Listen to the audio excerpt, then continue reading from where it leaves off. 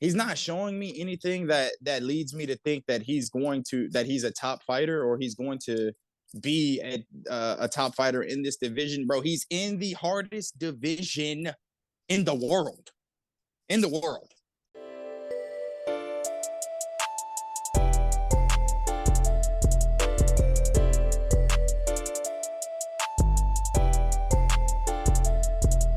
There, but back to the point of where I thought this fight or this card and everything kind of peaked. I had said that I thought this card was just kind of like a fill-in, or this fight was just a fill-in. Little did I know, I should have appreciated the moment better, because what we got into next was some bull jive. But anyways, let's get straight into it, bro. Paddy Pimblett, Paddy the Baddy, versus Jared Gordon. A controversial fight, to say the least. I'm a little amped up about it, but I'm gonna let you give your perspective and then we can go from there. What did you think about this fight? What did you think about the decision? Don't play me right now. Okay.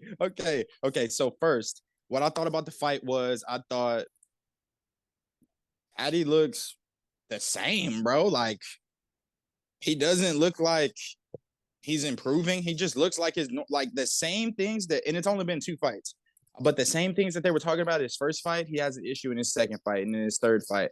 And it's just like, he's not showing me anything that leads me to think that he's a top fighter or he's going to be a top fighter in this division, bro. He's in the hardest division in the world.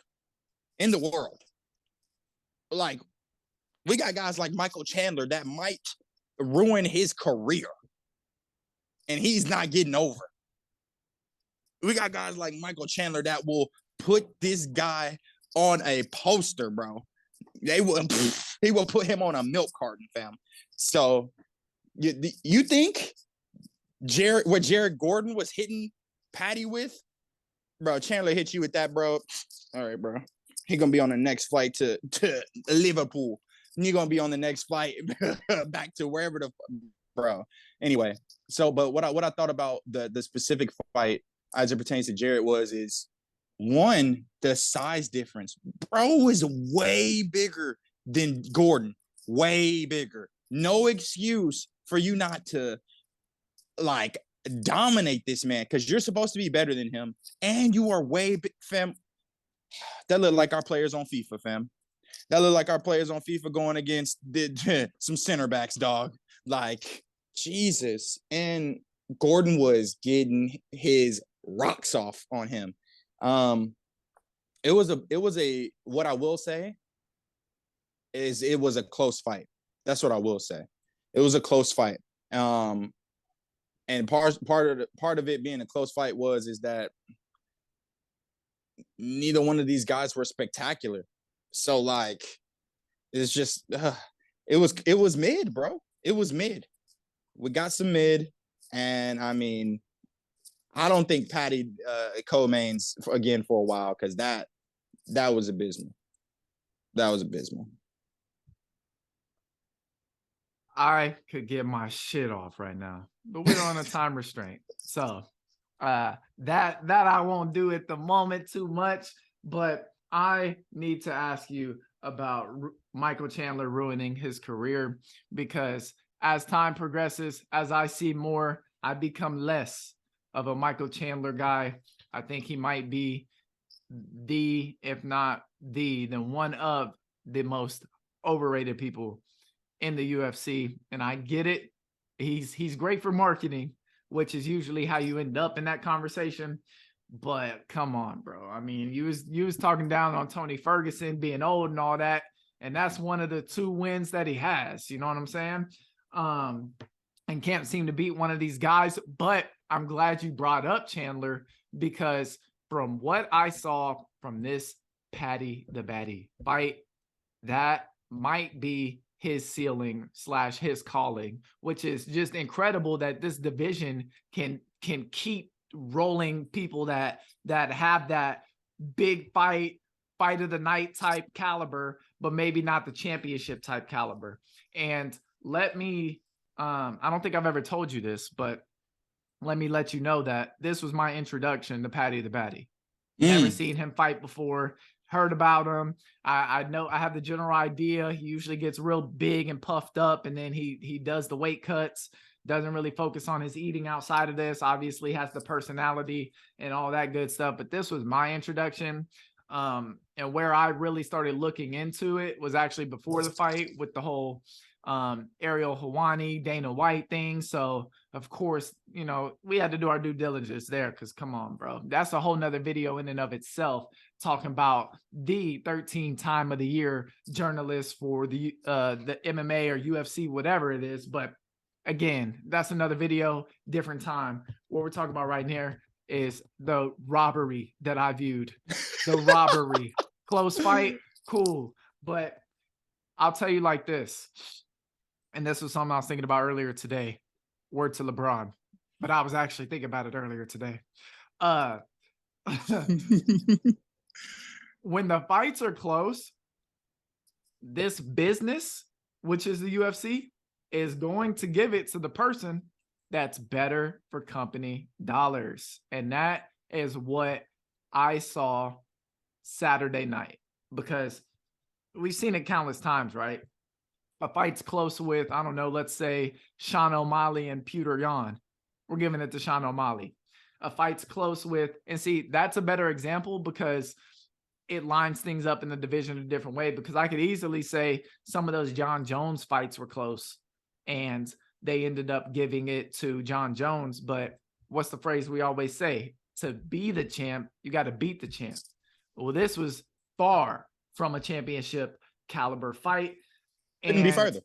Couldn't be further. And from what I see in the toughest division, he might just, Paddy is on the right track in terms of winning fights, allegedly. I mean, you can't take it from him. And he's doing the things outside the sport that hype you up into a bigger brand. So that way you can main event or co-main event a card strictly off your name, and not necessarily because you're fighting for a championship belt or defending a belt or whatever the case is. Because right now, I don't see that.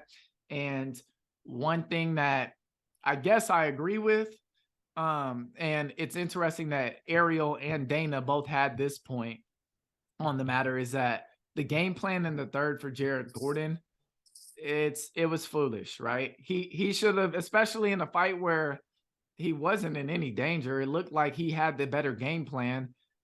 There's no need to just hold him up on the ring. I think that put a sour taste in a lot of people's mouths, which allowed for a better decision, or not a better decision, but better justification for the decision.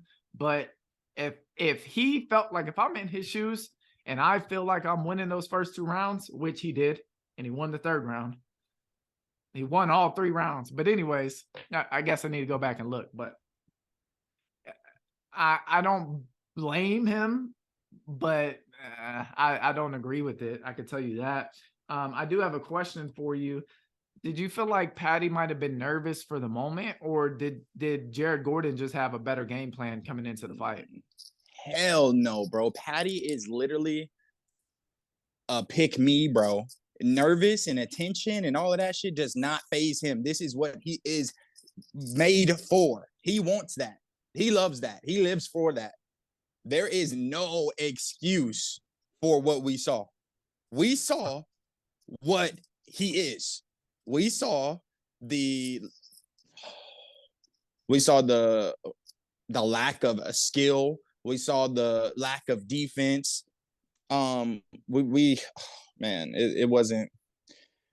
Oh, that's not the division to be striking and to keep your chin all exposed. I can tell you that. Because hey, say what you want. Conor McGregor is an accurate striker.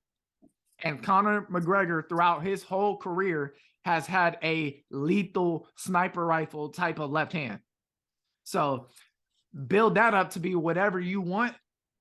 But if you don't have the proper defense, you will go to sleep.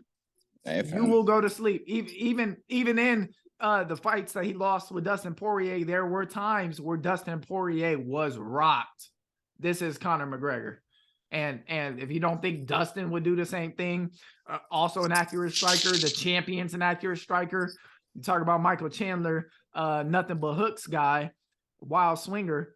He connects with you. You're going down like Dan Hooker. I don't know if I pick him to beat Dan Hooker at this point. Dan Hooker said, I would do what I want with that kid.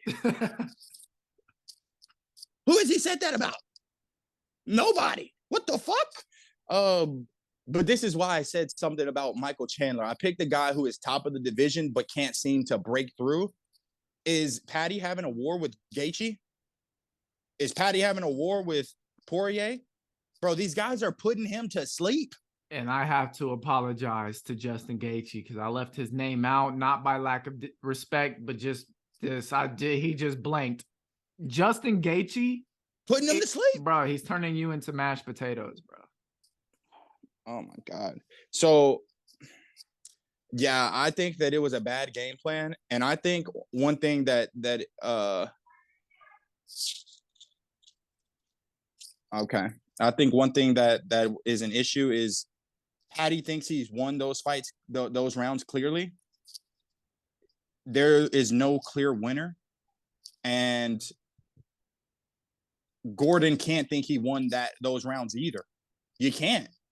And one thing, I got about 3 minutes here.